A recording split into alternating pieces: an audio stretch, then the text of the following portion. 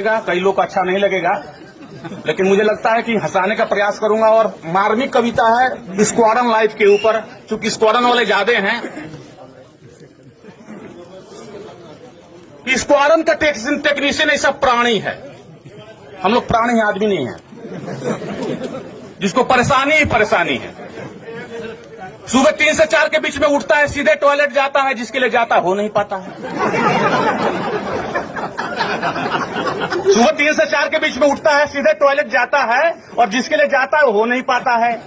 और जब हो नहीं पाता है तो चाहकर भी कुछ धो नहीं पाता है, तो नल से पानी और आंख से आंसू निकालता है तत्काल, और सीधे पहनता है ओवरऑल। इधर मिसेज उठकर नाश्ता बनाती है, और उसे स्क्वाड्रन जाने से, डीएसएस जाने से रोक नहीं पाती है। तो जिस वक्त टेक्नीशियन को होना चाहिए अपने बीबी के बाहों में, उस वक्त होता है स्क्वाड्रन के राहों में। जिस वक्त स्क्वाड्रन बीवी को होना चाहिए, टेक्नीशियन को होना चाहिए अपनी बीवी के बाहों में, उस वक्त होता है स्क्वाड्रन की राहों में। स्क्वाड्रन आते हैं, वो सुनता है गाली, और टेक्नीशियन के लिए गाली उसका रोज का है कव्वाली, जिसे वो अक्सर सुनता है, टूल क्रीम में आकर अपना औजार चुनता है। गाली सुनकर बंदा नहीं होता है ताश, कारण टेक्नीशियन हो गया है जिंदा लाश, खत्म हो गए सारे इमोशन। और जब डीआई कर लेता है तो उसको लगता है मोशन। तो जैसे ही मोशन लगता है, फुल मोशन के साथ टॉयलेट की तरफ भागता है, लेकिन बीच में ही जकड़ लिया जाता है, डेस्क का इसी तरह पकड़ लिया जाता है। बोला मिस्टर वाई और अफरेड, आखिर कौन करेगा F4 परेड? मिस्टर वाई और अफरेड, आखिर कौन करेगा F4 परेड? मैं बोला सर इमरजेंसी कॉल। बोला मिश्रा नौ बहाना है काल। तुमसे पहले विष्णु भी यही कहकर भागा है। मैं बोला सर वो छुआ सीटी का, इसलिए आधा घंटा पहले जागा है। और यही तो खलता है कि सुबह 4 बजे कुछ भी नहीं निकलता है। खैर कुछ देर के लिए बंदा टॉयलेट में होता है मौन, तभी देश का माइक होता है on. Pilot sir coming, please pay attention. इस तरह बना का बना रह जाता कॉन्स्टिपेशन।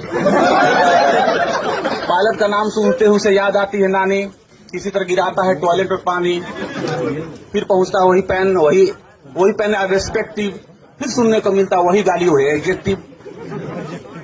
जब जहाज चला जाता है तो लेता है बंदा चैन की सांस, तभी सेक्शन आईसी आता है उसके पास।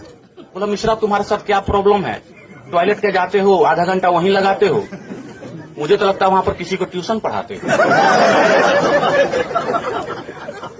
खैर टीआरएस करते धरते 2 बज गए, बताती है घड़ी की सुई। तो मैं सोचा आज की नौकरी पूरी हुई, लेकिन जब नाइट फ्लाइंग का मिलता है संदेश तो मुरझा जाता है उसका फेस। सीधे घर आता है, लंच लेता है, पसर जाता है। शाम को महसूस करता है अपना आपको थोड़ा सा तरोताजा, फिर होने लगता है बासी, कि उसे मालूम है कि वही बनना है जहाज का खलासी। वही सीएसडी, वही टायर, वही स्टॉक नट, वही प्लायर। जब अंधेरे में चुभता है लॉकिंग वायर, तो बोलता नहीं हर हाल में होना है 20 साल में रिटायर। नहीं हर हाल होना है 20 साल में रिटायर। नौकरी पकड़ा था रोटी मकान कपड़ा के लिए कि न कि 24 घंटा लफड़ा के लिए। बाहर नौकरी पाता तो भले ही कैंटीन का सुख नहीं ले पाता, ओवर टाइम तो पाता।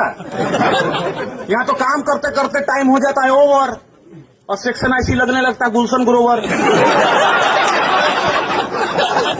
सेक्शन ऐसी लगने लगता है गुलशन ग्रोवर, एसटीओ लगने लगता है अमरीश पुरी। लेकिन हम कुछ बोल नहीं सकते, हमारी यही है मजबूरी। क्योंकि फौजी फौज में आते हैं पेट के मार से, या फिर देश के प्यार से। कोई जमाने की बुराई सह नहीं पाया, कोई बाहर की रह नहीं पाया। पर इतना कहूंगा कि बाहर के दुनिया से हम टेक्नीशियन बहुत अच्छे हैं, क्योंकि ईमानदार हैं, सहनशील है, सच्चे हैं। बाहर की निगाह में फौजी अवश्य हैं, और देश के सबसे जेन्युइन मनुष्य हैं, देश के सबसे जेन्युइन मनुष्य हैं, देश के सबसे जेन्युइन मनुष्य हैं। धन्यवाद।